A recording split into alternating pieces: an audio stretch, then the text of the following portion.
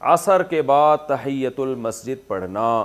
ہم افطاری کے لیے روزانہ عصر کے بعد مسجد جاتے ہیں، تو کیا عصر کے بعد تحیۃ المسجد پڑھنے کی اجازت ہے؟ جویریہ خان جرمنی سے. بعض فقہا اس کی قائل ہیں، وہ کہتے ہیں حدیث میں آتا ہے جب مسجد میں داخل ہو تو 2 رکعت پڑھو، تو وہ کہتے ہیں اس میں تو کوئی نبی نے فرق نہیں کیا کہ مکروہ وقت ہو یا نہ ہو.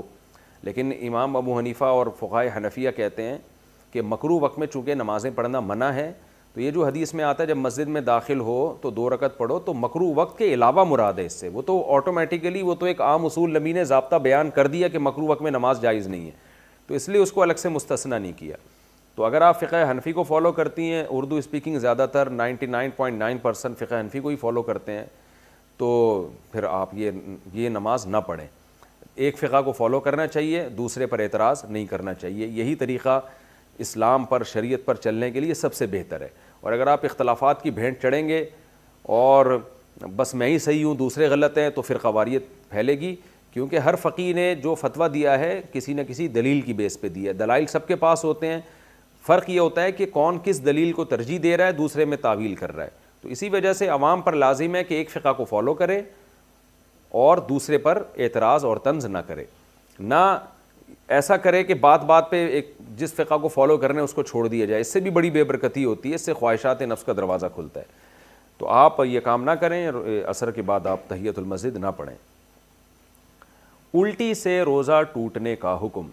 الٹی آئی اور نگل لی تو کیا روزہ ٹوٹ جائے گا؟ طلحہ صاحب کراچی سے.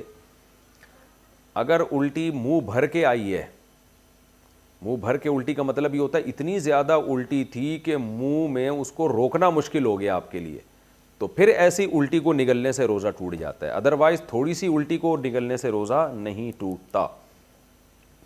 کیا تراویح کے بغیر روزے صحیح ہوں گے؟ پورے رمضان کی تراویح نہیں پڑی اور تمام روزے رکھ لیے تو کیا روزے صحیح ہوئے یا نہیں؟ سلیم نسیم. دیکھیں تراویح اگر کوئی نہ بھی پڑھے تو روزے اس کے بہرحال صحیح ہو جاتے ہیں، روزوں پہ فرق نہیں پڑتا. لیکن تراویح سنت مؤکدہ ہے، قابل ملامت ہے وہ شخص جو تراویح کی نماز نہیں پڑھتا. تو اس لیے تراویح بھی پڑھنی چاہیے. کبھی بہت تھکاوٹ ہو نہیں پڑھی جا رہی تو ٹھیک ہے، کم کر دیں، مختصر کر دیں. ویسے سنت مؤکدہ 20 رکعتیں ہیں، اس پہ چاروں اماموں کا اتفاق ہے. حضرت عمر رضی اللہ تعالی عنہ سے 20 رکعتیں ثابت ہیں، اور شروع میں اسلاف میں ہمیں 16 رکعتیں بھی ملتی ہیں، 20 سے زیادہ بھی ملتی ہیں.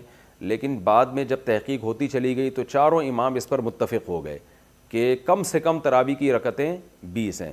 امام احمد بن حنبل کا بھی یہی فتویٰ ہے جو امام بخاری کے استاذ ہیں، کہ امام ترمذی نے جو ان کا نقل کیا فتویٰ، اس کو تو یہ نقل کیا کہ 20 اور 16 میں اختیار ہے اس کو. 8 کا تو کہیں بھی نہیں ملتا، ہمیں کسی اسلاف سے نہیں ملتا کسی صحیح حدیث سے کہ 8 رکعت پڑھی ہو. موطا امام مالک کی جو ایک 8 رکعت والی حدیث ہے اس کو خود امام مالک نہیں مانتے، تو وہ مسترب حدیث ہونے کی وجہ سے وہ ضعیف حدیث ہے.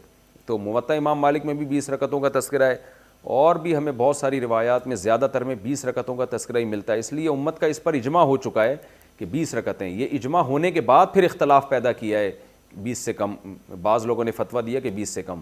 تو جب ایک دفعہ کسی مسئلے پر اجماع ہو جاتا ہے تو وہ قطعی چیز بن جاتی ہے، پھر اس میں اختلاف جائز نہیں ہوتا، کیونکہ صحیح حدیث سے یہ بات ثابت ہے کہ امت گمراہی پہ کبھی بھی جمع نہیں ہو سکتی. تو اس لیے آپ 20 رکعت تراویح پڑھا کریں. لیکن اگر آپ نہیں پڑھتے تو روزہ بہرحال آپ کا ہو جائے گا. لیکن روزے کی اہمیت تراویح سے کروڑہ گنا زیادہ ہے، کیونکہ روزہ تو بہرحال اسلام کا ایک رکن ہے.